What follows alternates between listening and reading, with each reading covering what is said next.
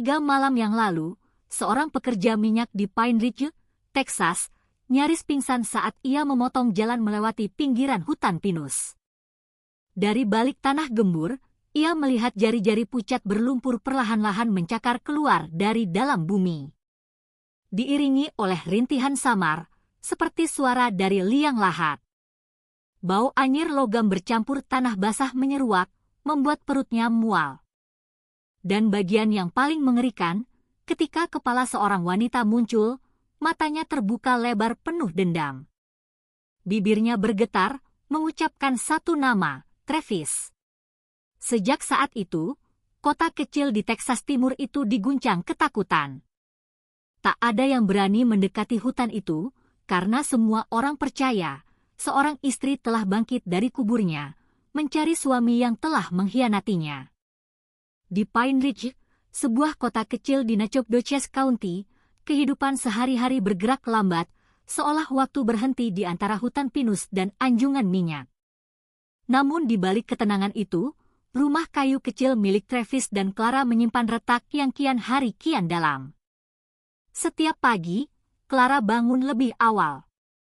Ia akan menyeduh kopi dan menggoreng bacon serta telur. Ia percaya bahwa rumah tangga yang bahagia dibangun dari hal-hal kecil, sarapan hangat, rumah yang bersih, dan senyum, meski lelah. Namun di dalam hatinya, ia sering merasa hampa. Travis, suaminya, jarang bicara. Bahkan ketika pulang dari giliran kerjanya di ladang minyak, wajahnya selalu muram. Senyum menawan yang dulu dimilikinya kini nyaris tak pernah terlihat lagi.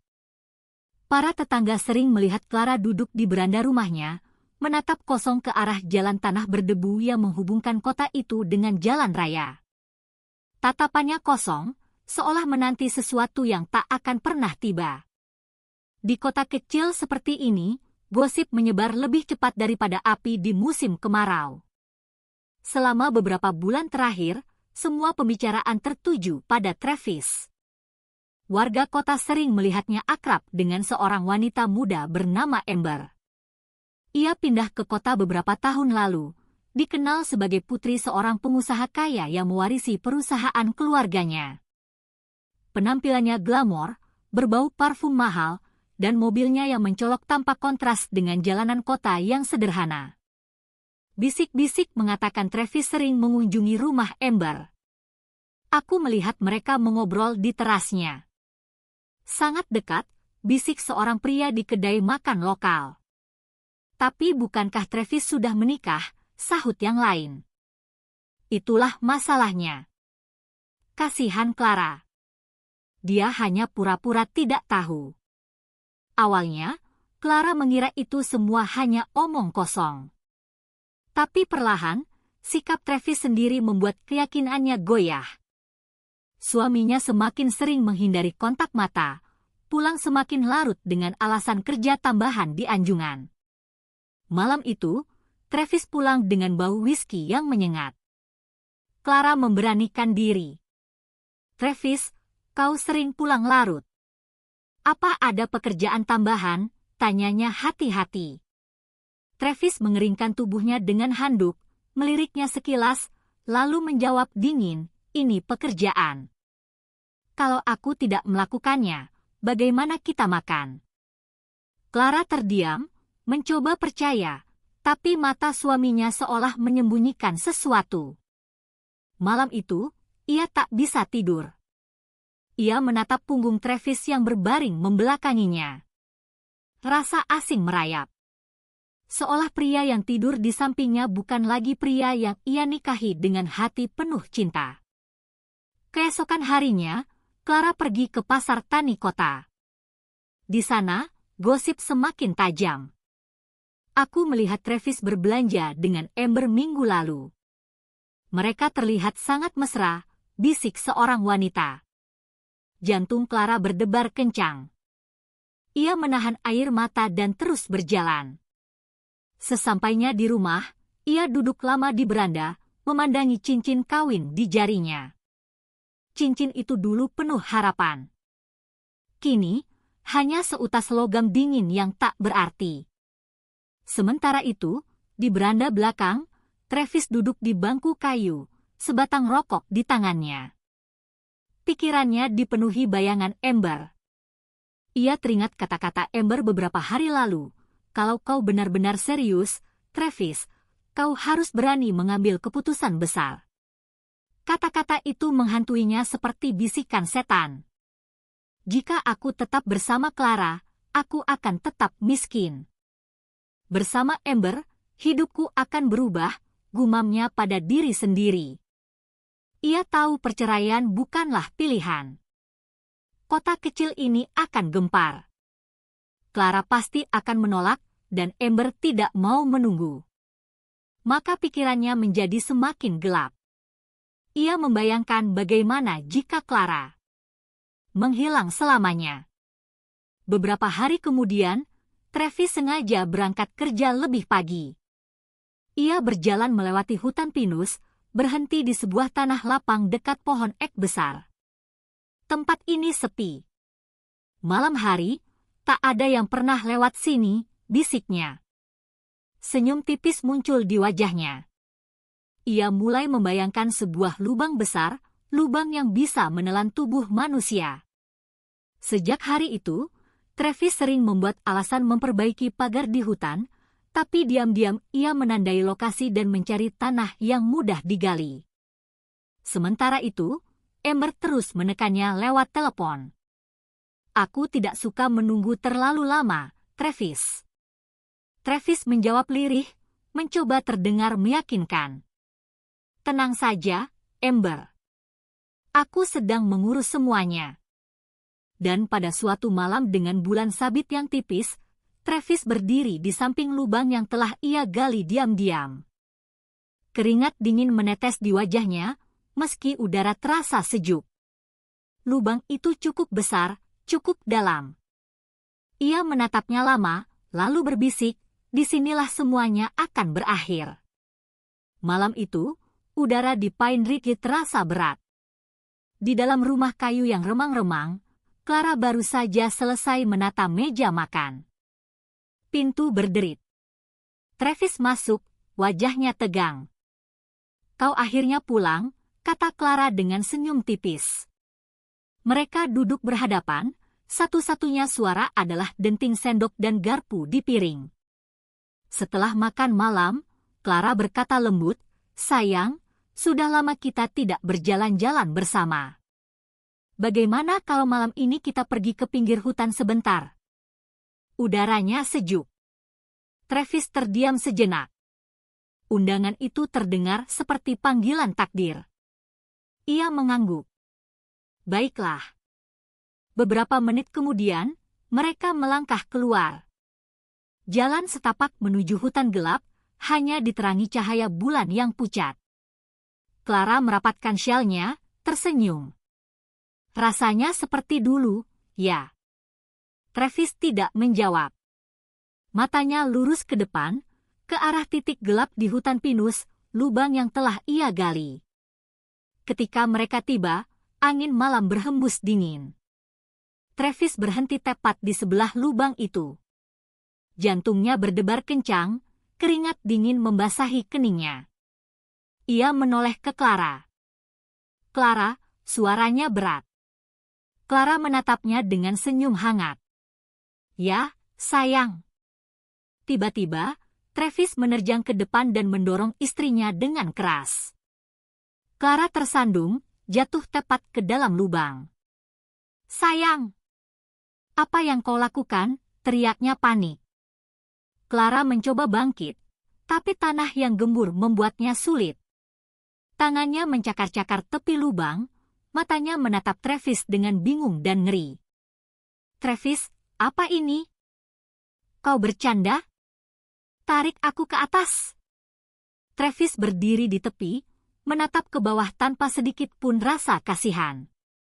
Aku lelah miskin. Kau menghalangiku. Aku butuh hidup baru, dan kau tidak ada di dalamnya. Air mata Clara mengalir deras. Aku istrimu.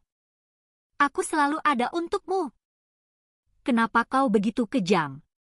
Tapi Travis tidak lagi mendengarkan. Ia mengambil sekop yang telah ia sandarkan di pohon pinus dan mulai menyekop tanah, melemparkannya ke atas Clara. Sekopan pertama mendarat di bahunya. Clara berteriak histeris. "Tidak, Travis! Jangan! Aku mohon!" Travis mengertakkan gigi. Setiap sekopan tanah terasa seperti mengubur masa lalunya.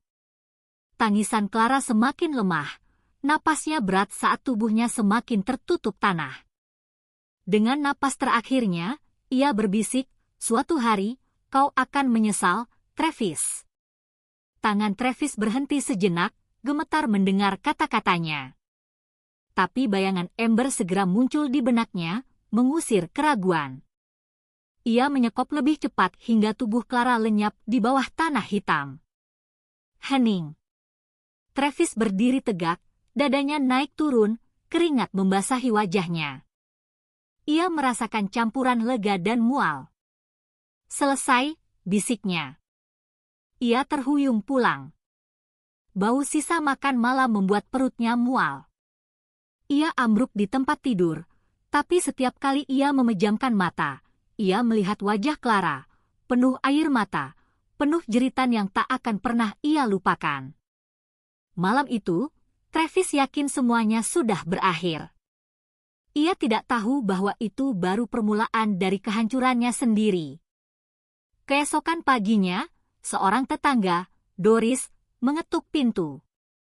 "Clara, sayang, aku membawakanmu buncis." Pintu terbuka. Travis muncul. "Oh, hai Doris." Clara harus pergi mengunjungi kerabatnya, gagapnya. Doris mengerutkan kening. Mengunjungi kerabat? Dia tidak bilang apa-apa. Biasanya dia selalu memberitahuku kalau mau pergi ke luar kota. Bibinya sakit parah. Dia harus pergi buru-buru, kata Travis dengan senyum paksa. Doris tidak mendesak, tapi ia merasa tidak enak. Ia tahu Clara adalah wanita sopan yang tidak pernah pergi tanpa pamit. Kecurigaan mulai tumbuh. Kabar itu sampai ke kedai makan lokal. "Clara pergi," katanya. "Aneh. Aku baru melihatnya di pasar kemarin." Kalau dia benar-benar pergi, kenapa tidak ada yang mengantarnya? Mungkin Travis tahu sesuatu. Siang itu, Sheriff Duke datang ke rumah Travis. "Travis, kudengar Clara pergi mengunjungi kerabatnya. Bisa kau jelaskan sedikit lebih jelas?" Travis menunduk, mencoba tetap tenang. "Benar, Sheriff. Bibinya sakit parah. Clara memutuskan pergi mendadak. Aku tidak bisa menahannya." Sheriff Duke mengangguk pelan, tapi tatapannya tajam. "Baiklah. Tapi kau tahu bagaimana di kota ini, orang-orang saling menjaga. Jangan sampai ada salah paham." 2 hari berlalu, dan Clara tidak kembali. Doris, yang semakin khawatir, berinisiatif menelepon kerabat Clara di kota lain. Jawabannya mengejutkan, tidak ada bibi yang sakit, dan tidak ada kabar Clara akan datang berkunjung. Berita ini menimbulkan kegemparan. Bisik-bisik berubah menjadi tuduhan. Kalau dia tidak pergi ke kerabatnya, lalu di mana Clara? Travis pasti menyembunyikan sesuatu.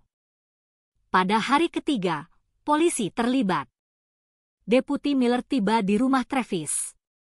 "Tuan Miller, kami menerima laporan bahwa istri Anda belum kembali selama 3 hari.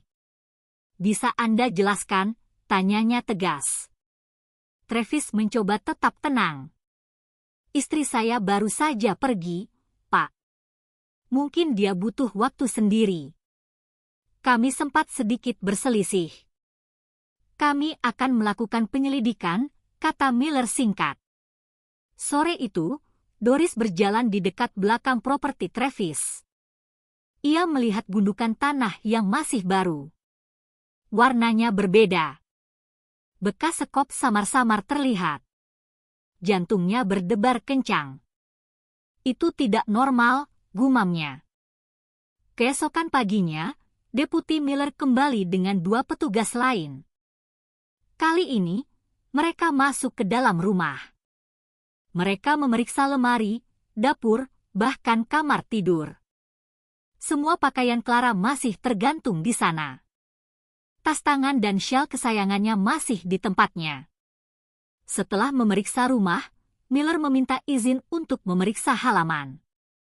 Mereka berjalan ke belakang, ke arah hutan pinus. Seorang warga lokal yang ikut bergabung berbisik sambil menunjuk. "Pak, lihat tanah itu. Sepertinya baru digali." Semua mata tertuju. Gundukan tanah coklat itu terlihat jelas. Polisi mulai menggali. Travis memperhatikan, wajahnya pucat. Tapi ketika lubang itu dalam, tidak ada mayat yang ditemukan. Hanya tanah basah dan akar pohon. Bisik-bisik pecah di antara kerumunan. Kalau begitu, mungkin Clara benar-benar masih hidup. Travis nyaris pingsan. Ia mencoba memaksakan senyum. "Lihat, sudah kubilang." Hanya menanam beberapa kentang. Tapi di dalam hatinya, teror baru mencengkeram. Jika tidak ada mayat, mungkinkah Clara benar-benar masih hidup?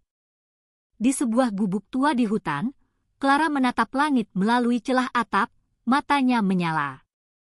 "Aku akan kembali. Bukan sebagai korban, tapi sebagai saksi hidup." Dan malam itu, untuk pertama kalinya, Travis merasakan ketakutan yang lebih besar dari polisi, ketakutan terhadap istri yang ia kira terkubur selamanya. Di sebuah gubuk reot di tepi hutan, Clara terbaring lemah. Tubuhnya penuh tanah, kuku-kukunya patah, wajahnya pucat, tapi matanya masih terbuka, penuh amarah. Ia baru saja mencakar jalan keluar dari kuburan yang dibuat suaminya. Selama berhari-hari, ia bersembunyi, bertahan hidup dengan air hujan dan akar-akaran liar. Dorongan untuk bertahan hidup jauh lebih kuat daripada rasa sakit. Ia tahu ia tidak bisa pulang. Ia hanya punya satu pikiran, temukan seseorang yang bisa ia percaya. Nama itu jelas di benaknya, Doris. Malam berikutnya, dengan sisa tenaga yang ia miliki, Clara terhuyung keluar dari hutan. Di sudut jalan tanah, ia melihat sosok yang dikenalnya, Doris, sedang menimba air dari sumur.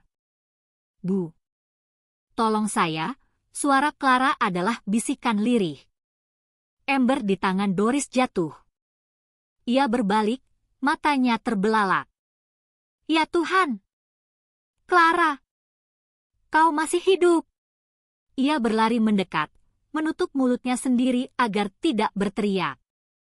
Ia segera membantu tubuh Clara yang gemetar masuk ke dalam rumahnya dan mengunci pintu rapat-rapat. Malam itu, Clara menceritakan segalanya. Doris menangis saat mendengarkan. "Kita harus melaporkan ini ke polisi, Nak. Ini sudah keterlaluan." Tapi Clara menggeleng lemah. "Belum, Bu. Kalau aku muncul sekarang, Travis akan menyangkal segalanya. Ember bisa melindunginya. Kita butuh bukti. Aku harus bersembunyi untuk saat ini." Doris setuju, berjanji akan merahasiakan Clara. Sementara itu, kota semakin resah. Desas-desus menyebar bahwa orang-orang melihat hantu Clara berkeliaran di tepi hutan. 5 hari kemudian, Deputi Miller datang lagi dengan tim. Kali ini, mereka lebih serius. "Tuan Miller, kami akan menggeledah properti Anda. Kami mendapat laporan dari warga tentang tanah yang mencurigakan." Travis tersentak, tapi ia tidak punya pilihan selain setuju. Polisi pergi ke belakang. Miller berlutut dan menusuk tanah dengan tongkat. Tanahnya gembur, gumamnya. Seperti baru saja digali. "Kami akan kembali besok untuk menggali dengan peralatan yang semestinya," kata Miller tegas. Sementara itu, jangan pergi kemana-mana. Wajah Travis pucat pasi. Malam itu, ia minum sendirian, tangannya gemetar. Setiap kali ia menutup mata, ia mendengar bisikan Clara, "Suatu hari, kau akan menyesal, Travis." Pada saat yang sama, Doris diam-diam menulis surat pendek atas permintaan Clara.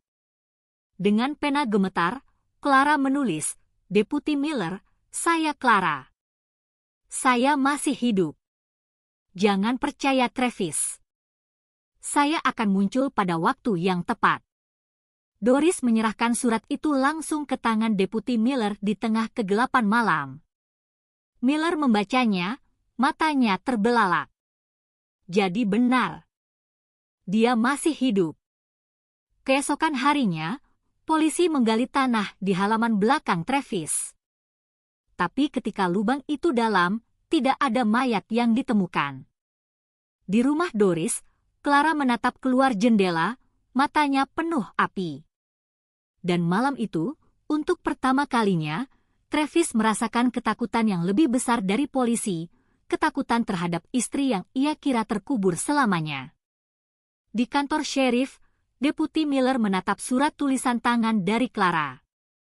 Sementara itu, di rumahnya, Travis mabuk.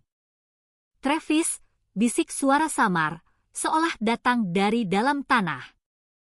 Ia melompat, melihat keluar jendela. Tidak ada siapa-siapa. Tidak, dia sudah mati. "Aku menguburnya sendiri," gumamnya. Keesokan paginya, kota gempar.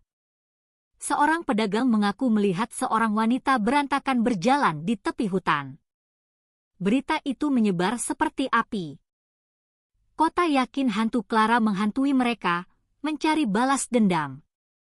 Pada hari ke-7, polisi datang lagi. "Tuan Miller, ikut kami ke kantor. Ada beberapa hal yang perlu Anda jelaskan." Di ruang interogasi, Travis terpojok. "Kami mendapat laporan dari warga bahwa istri Anda tidak pernah pergi. Barang-barangnya masih ada, dan tanah di belakang rumah Anda jelas baru digali. Jadi, jelaskan di mana Clara." Sementara Travis terpojok di kantor polisi, di rumah Doris, Clara sedang dirawat oleh seorang petugas medis sukarela bernama Leo. Lukanya dibersihkan, tubuhnya dibalut kain bersih. "Aku tidak bisa bersembunyi selamanya," katanya, matanya masih menyala. Travis harus membayar. Malam itu, Miller membaca ulang surat Clara. Pikirannya berpacu. Ia memutuskan sebuah rencana, biarkan Travis terpojok, biarkan dia kehilangan kendali dengan sendirinya. Di sisi lain kota, Amber mulai berubah sikap. Ia menolak bertemu Travis. "Aku tidak mau terlibat, Travis.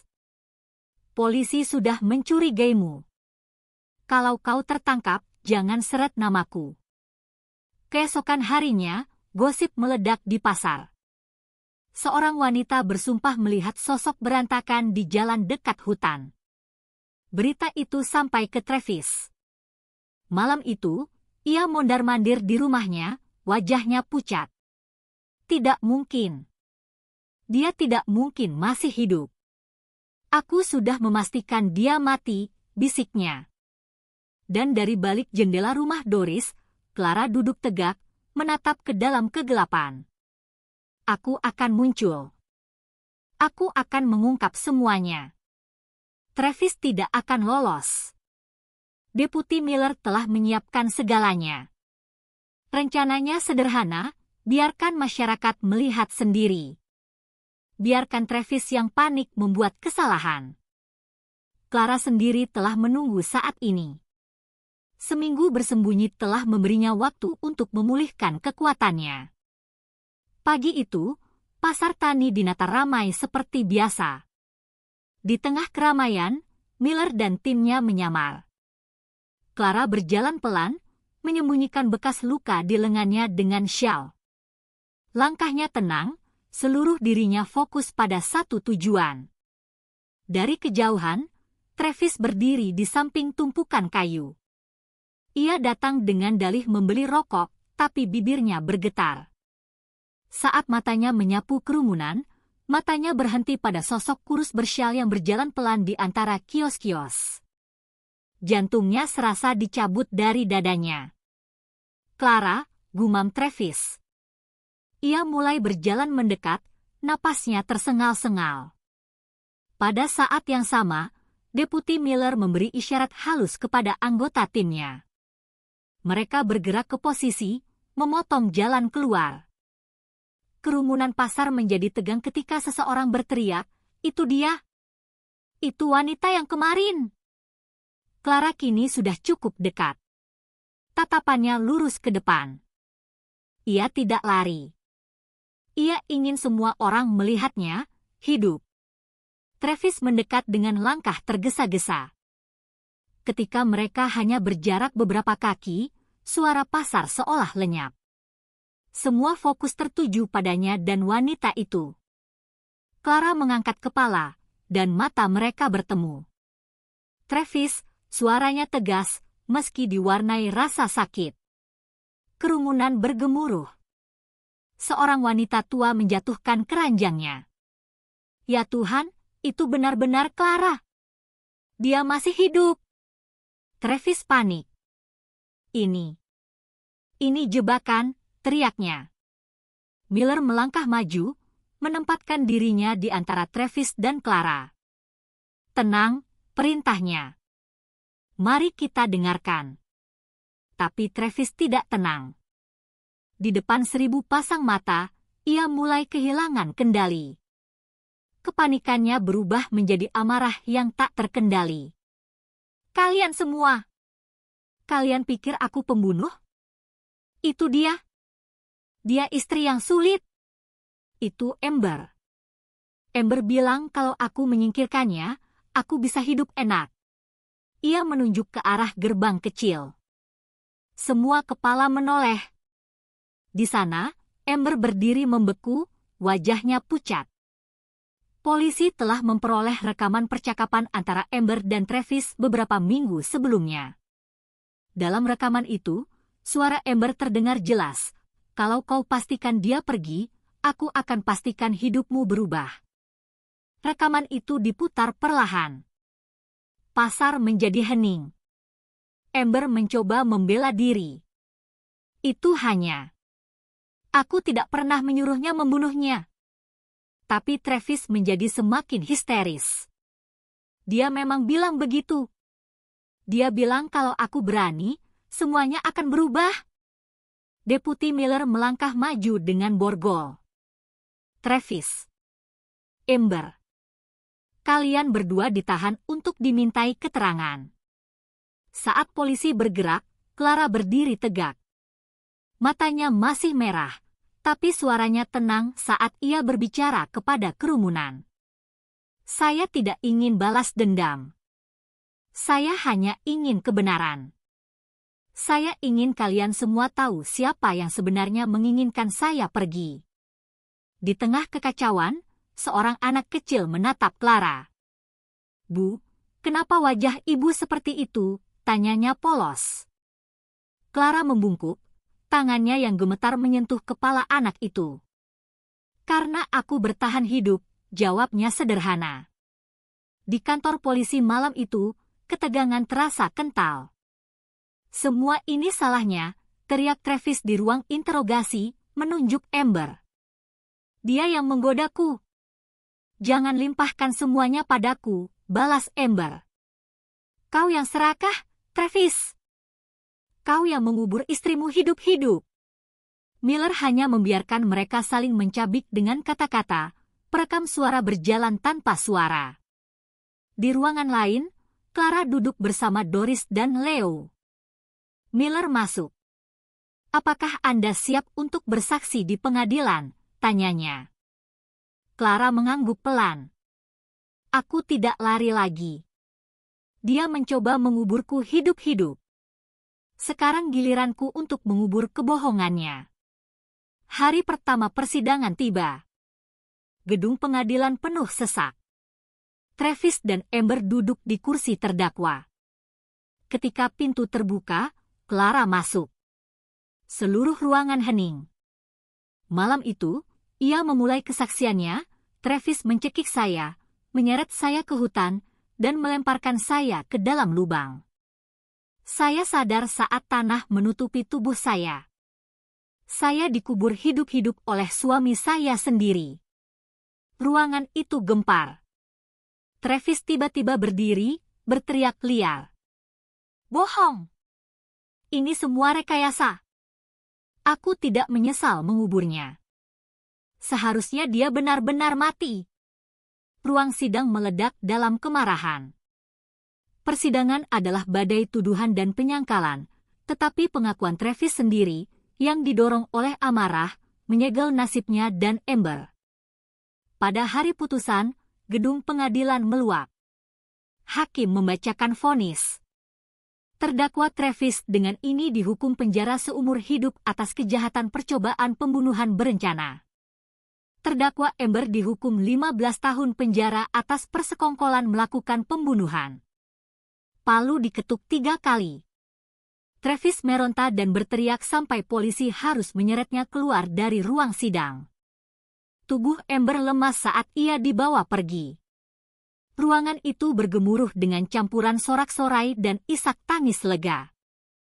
Clara memejamkan mata, menarik napas dalam-dalam. Beban berat di dadanya perlahan terangkat. Di luar gedung pengadilan, matahari bersinar cerah. Para wartawan mengerumuni Clara. "Apa yang ingin Anda katakan setelah putusan ini?" tanya salah satu dari mereka. Clara menatap lurus ke kamera, suaranya lembut tapi penuh makna. "Saya hanya ingin mengatakan, jangan pernah meremehkan seorang istri yang setia. Luka fisik bisa sembuh, tapi luka hati yang dikhianati jauh lebih dalam. Saya harap kasus ini menjadi pelajaran agar tidak ada wanita lain yang harus mengalami apa yang saya alami." Kata-katanya membungkam banyak orang. Untuk pertama kalinya dalam waktu yang lama, Clara tersenyum tulus. Ia menatap langit biru di atasnya, yakin bahwa meskipun masa depannya penuh luka, jalannya kini terbuka, diterangi oleh cahaya harapan yang baru. Hari-hari setelah putusan terasa berbeda di Pine Ridge. Udara pagi, yang biasanya dipenuhi gosip, kini dipenuhi percakapan lega. Clara perlahan mulai membangun kehidupan baru. Ia membuka warung kecil di pasar. Senyum pertama yang ia tawarkan kepada pelanggan menyentuh banyak hati. Mereka melihat bahwa luka fisik dan emosional bisa sembuh jika hati memilih untuk bangkit. Terkadang, Clara akan berjalan ke tepi hutan tempat ia nyaris kehilangan nyawanya. Ia akan berdiri di dekat tempat Travis menggali. Di sana, ia akan berdoa dalam hati, "Aku memaafkanmu, Travis. Bukan untukmu, tapi untuk diriku sendiri. Aku tidak ingin hidup dengan kebencian." Seiring berjalannya waktu, Pine Ridge menemukan ketenangannya kembali. Tapi kisah Clara tetap menjadi pelajaran yang diceritakan dari mulut ke mulut. Anak-anak mendengarnya sebagai dongeng yang menakutkan. Orang dewasa menganggapnya sebagai peringatan. Dan para orang tua mengingatnya sebagai bukti bahwa keserakahan bisa membuat seseorang lebih kejam dari binatang buas manapun. Clara sendiri tidak pernah menatap masa lalu dengan air mata lagi. Ia tahu hidupnya penuh bekas luka, tetapi ia juga tahu ia telah diberi kesempatan untuk menjadi lebih kuat. Langit senja di atas kota bersinar merah, seolah menjadi saksi perjalanan panjang seorang wanita yang pernah dikubur